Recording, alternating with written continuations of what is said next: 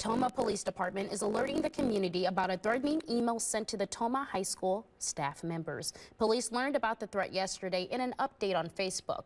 Today, Tomah police say they still have not determined if the threat is credible or not. They say there will be an increase in law enforcement around the area of the school for the time being. Anyone with information is encouraged to call Tomah police.